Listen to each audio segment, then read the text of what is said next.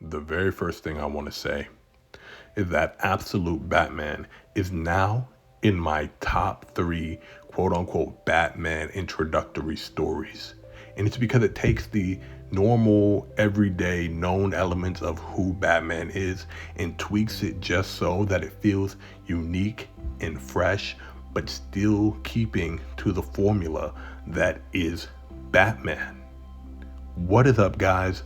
I'm the Theblazingdeity, and I host a channel where the hottest gaming and comic content is like a religion, and we are hopping into issue 1 of Absolute Batman.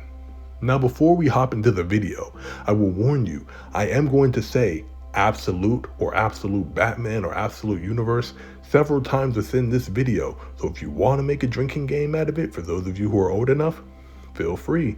It is your funeral. But for the chronological order of what events are conspiring in these next couple videos, Absolute Batman is actually coming off the back burner of DC's all-in special event that follows the travels and the actions of Darkseid and the consequences of such that brought about the creation of the Absolute World/universe. But that book is coming off the back burner of the Absolute Power event starring Amanda Waller and her attempts to turn the world against the superpowered community. Now, hopping into the very first issue of Absolute Batman, we have our introductory character riding on a motorcycle throughout Gotham City, giving us a monologue or soliloquy about the city itself, admiring its beautiful cityscape and its beautiful high-rises, but also letting us know he doesn't quite know where to find the heart/soul of this city. Now, for those of you who don't know what a heart of a city is, it's the cultural part of the city. It's the part of the city that lets you know what the people are, or the mood, or how things really go in the city. For New York, that might be Times Square. For Miami, Surfside. But that's up for debate. That's up to your own interpretation. And we realize that this introductory character is introduced as Alfred Pennyworth.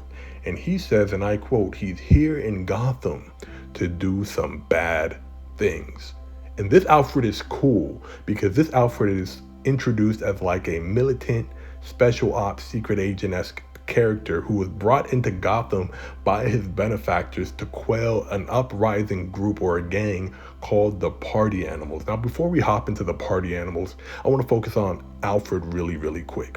This Alfred, to me, is very, very reminiscent of Earth 1 Batman. For those of you who have not read Earth 1 Batman, it is a several volume story of Batman that is very grounded, and the Alfred in that is very militant, very straight to the point, very broody, and I'm hoping that we get that kind of element in this Alfred, because when he's written more militant, when he's written more special ops, when he's more hands off the Batman mythos and in his own lane, or has his own elements to the story, he feels like a more complete and flushed out character.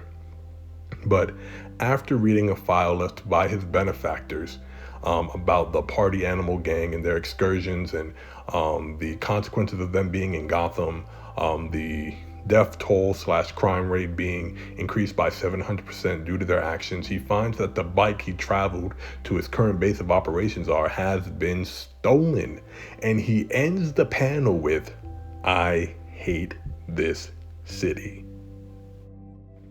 The very next character we're introduced to is actually Bruce Wayne, and we're introduced to Bruce Wayne in Croc's gym, and he's going to work on this punching bag, and everyone is just staring in awe because Bruce is a monster, an animal of a man, probably 6'4", 240 pounds of nothing but muscle, and he's going to town on this punching bag, replaying life events in his head until eventually bursting the punching bag in frustrations, which is really, I feel like, a parallel to human nature when it comes to like emotion, or when it comes to psyche in general, that somebody can only take so much damage before bursting at the seams.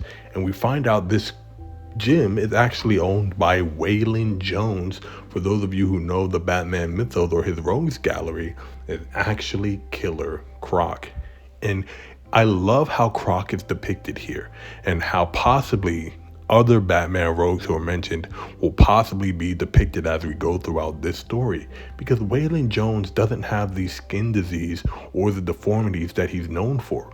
He's a regular old gym owner. Definitely in shape, definitely keeps his physique, but he doesn't have the skin ailment, and he doesn't have the deformities that made him look monstrous. Just an everyday guy here.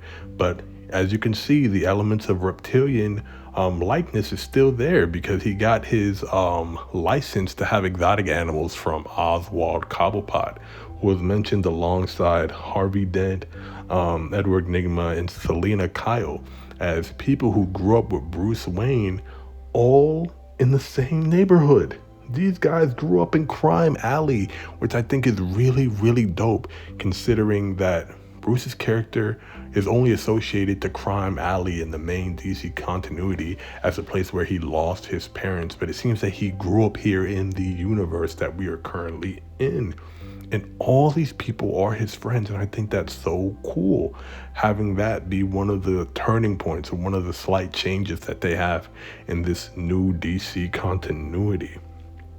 And after Waylon jokes about him having to pay for the punching bag in the sand, we have him actually inviting Bruce to play poker with the people that I mentioned prior. And Bruce is like, no, like, I have something I gotta do. And Waylon's like, yo, we haven't seen you for weeks. You know, you should get down on this. We're gonna even try and get Selina, which definitely hints at the fact that Bruce and Selina here are still like an off and on again item to some degree. So I think that's something that I like, that they don't take the romantic part of them out, or at least one of them having feelings for each other out. I like that that's hinted, but Bruce still declines because he has something else important that he has to do. And the very next time we see Bruce, he is donned that gargoyle-esque bat suit, but we'll see him get down later in this issue. And this is the part of the story that really starts to get dark but picks up, because we are introduced to the leader of the party animals through his meetings with the Falcone and Maroni crime families in Gotham. This is actually an intimidation meeting. This is a shakedown from the Falcones and the Maronis saying that, hey, you're a third party who just got here in Gotham and thought you would act of your own volition. You need to stop, or we're going to stop it for you. There is a rich history on how things are done here in Gotham, and you just aren't doing it right. And the leader of the party animals, which I assume is Black Mask, right? I don't know who this is, but I'm assuming that it's Black Mask, says, you know what? History is what I'm all about. In fact, let me show you how deep and interested in history I am. And he reveals this mask collection, but not just any mask collection. It is a death mask collection. And for those of you who might not know what a death mask is, it's the imprinting of a face of a dead person. You would take a corpse, or you would take a dead person and you would make a mask from their imprint of their face, or from the face itself. And it comes to be known that most of these masks are actually made of members of the Falcone and Maroni family. So we off that can just tell that the party animals aren't just these street toughs, that there's a little bit more depth to how they operate. Ever since they entered Gotham, it seems they've been cutting the legs from under the competitions, so that they are the gang that stands up the tallest at the end of the day. And then he puts Falcone and Maroni out of their expense. Just like that, they're out of the game. And now we find out that the party animals are actually targeting a meeting that's going on in Gotham, being led by Mayor Gordon, the former commissioner, and the people are just leaning into him. They're just letting him have it, because they're like, yo, you want to be mayor, but you can't do anything to change this city. In fact, you are more effective as a cop, because as a cop, you were out there in the field and you were getting it done, and you were doing more as a cop and willing to go further as a cop than you are as a mayor. And you can tell that the party animals really feed on the fear of individuals, turning the city against itself. Even so much so that some of the members of the city are like, yeah, I don't walk anywhere. I used to walk everywhere, but I don't walk anywhere anymore. They even talk about how the party animals have even torched the police station. So they're like, they don't even fear the cops. So what are we going to do? And Selena tries to speak out, who's present at this meeting, and is like, hey, I worked with Gordon for a while, and I believe in his ability to try and make change to the city, but I also believe in our ability as citizens to change Gotham for the better. When her speech is interrupted by gunshots and a flashbang from the party animals, Commissioner Gordon is wounded and is immediately aided by his daughter, Barbara, who is a POC. We have a person of color here in Barbara Gordon, and I think that's so dope. But that's neither here or there. She goes to see what's happening on the outside of the building because one of the dudes gets like just snatched out of the door. And she's like, yo, let me peek and see what's happening. And Batman is standing on the other side of that door. And he says, whatever you hear, don't open this door. And he sets upon the party animals like a gargoyle out of the depths of hell itself. When I say this is one of the best introductions to a Batman, I meant it, because you see this muscular monstrosity hanging upside down. And I said like a gargoyle, like a damned gargoyle, bulletproof cape, eating a barrage of bullets and then descending upon these party animal street toughs so dastardly, taking them apart. You have Alfred speaking to his benefactor on the building across, pretty much musing at what is going on. You know, the benefactor is like, hey, if that's that third party we talked about that could possibly interfere, you know, you're free to engage, but let us know what's going on. And Alfred, you know, with plausible deniability, like pretends he doesn't see it, but he's imagining it. Like he's picking apart everything that Batman is doing in the scene. He's like, you know, you're an idealist. You're breaking the right, you're breaking the right limbs loud enough so that the others can hear. You know, you're stabbing and cutting in the right places, but leaving arteries unharmed. So much so you're giving a message. And one of the more prolific fighters, I guess, or one of the higher ups in the party animals, known as the Hand, actually outright challenges Batman, trying to coax him into a battle, saying, you know, I have slaughtered more people than I can count, and really tries to intimidate Batman with this huge cleaver. And then Batman pretty much reverse Uno cards the dude and says, no, you, and like removes the bat symbol off his chest, revealing that it is a bat axe, a bat battle axe, and proceeds to make the dude left-handed. It doesn't matter if he's ambidextrous, it doesn't matter if he was right-handed, he's left-handed now, and pretty much makes fun of the dude. And it's like, yo, there's a hospital that way, I don't know, it might be the other way, but you should get there. And the rest of the party animals is like, this dude is a maniac. We have to get out of here. And I think they do Batman really, really well.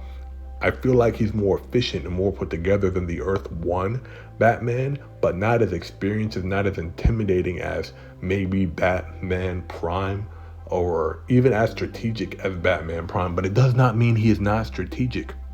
Because even Alfred says, hey, if he was really the tactician that, you know, he could have been, he might have set a trap, or he should have set a trap for the ones who are trying to get away. And almost as soon as he finishes that sentence, the stairs blow up, sending the rest of the party animals in a frenzy or leaving them out of commission, which Alfred uses this as the chance to close the gap. And he closes the gap on Bruce rather easily. And he puts this 1 in 3 special shotguns to the back of Bruce's head and says, yo, this is a high grade special 1 in 3 in the world shotgun that will leave your brains on this pavement if you even try and make a move toward me. And Batman's like, bet. And immediately disarms Alfred, takes the shotgun and says, this is dangerous, and just leaves with it. So we don't know how long Alfred has been here in Gotham, but this is the second time he was robbed. And I would feel a type of way if I was a special ops and I've gotten robbed twice. One for my bike and one for a 1 in 3 special grade shotgun. So Alfred's like, all right, I need to find out who this Batman is.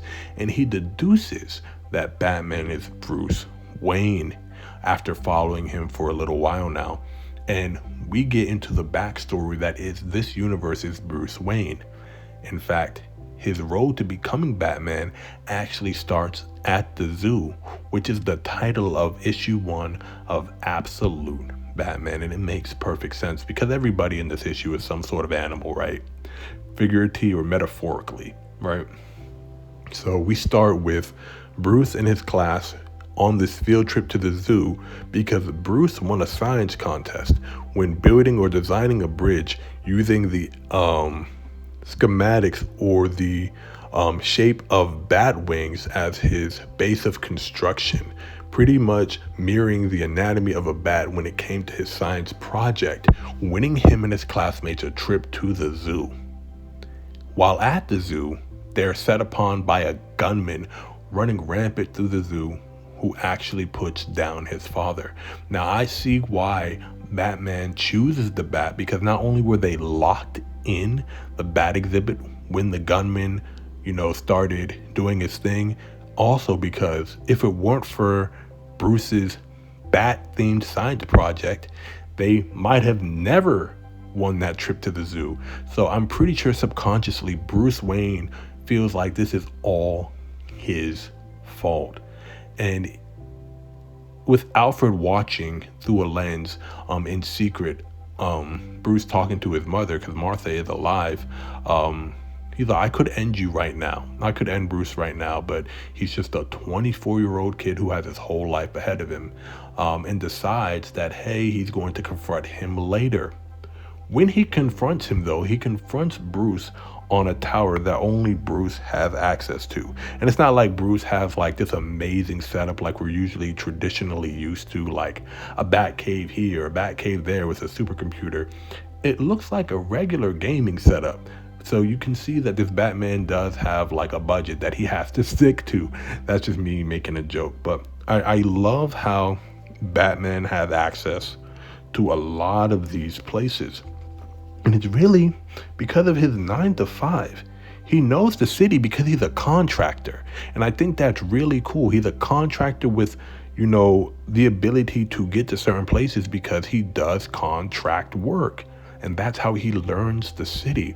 And I think that's a really cool way of Batman having knowledge of a city as opposed to just owning everything, right? Or having a satellite or an eye in the sky that tells him every nook and cranny of the city, whether it's underground or above ground. It's because this Bruce takes time to work on certain areas of the city that grants him his knowledge of the city's layout and access to places that other people would not have. And I love that little elemental change of the character. So this is when Alfred sets upon Bruce and says, yo, you need to shut everything down. And Batman pulls that shotgun that he stole from Alfred and points it at him. And Alfred tries to talk to him. He's like, you're not a killer. You're not going to shoot me. And Batman immediately pulls the trigger, blowing this man right in the face. And at first I saw that panel and I was like, oh my God, Bruce just shot Alfred. And it seemed that it was Birdshot. Now, for those of you who don't know what Birdshot is, there is a formula used when defending your home or owning a shotgun, period. When you're defending yourself with a shotgun, there are 2 different caliber bullets that you use. One is called a Birdshot, which is BBs or pepper, possibly a beanbag that shoots BBs that are hot into somebody's flesh, right? It is not lethal. A buckshot is the lethal rounds that are put in a shotgun that would probably put a hole in a truck, right? But he hits Alfred with Birdshot, leaves the gun there, hops on the stolen bike from the beginning of the issue, and drives away. And I want to paint the story for you. It's like Batman's like, I stole your bike, so I knew you've been here this whole time. I made your special grade 1 and 3 shotgun that you were bragging about non-lethal, and you can't catch me. If I was special ops Alfred in this issue, I would feel all types of shade right now. I'm like, this kid is getting on my last nerve, right? So then our final character is introduced. The quote unquote Bruce Wayne archetype of the entire story. A character who has been traveling the world, training with its best, but also unaliving them. And we find out that character's nickname is the Joker because he doesn't laugh at jokes. I loved the introduction of this series because, like I said at the beginning of this, it took all the elements that make Batman who he is, tweaked them a little bit, and made it incredible. I cannot wait for issue 2. Like I said before, this is coming off of the back burner of the DC All-In event. If we need to cover that, let me know in the comments. I will leave a link in the description, and I will definitely do Absolute Power if that's something you guys want. But tell me what you think. Did you guys like this introduction to Absolute Batman? What would you change? What do you think that the party animals are going to do next? And where do you think Batman and Alfred's relationship goes from here? Let me know in the comments, and I'll get back to you guys with another review really soon.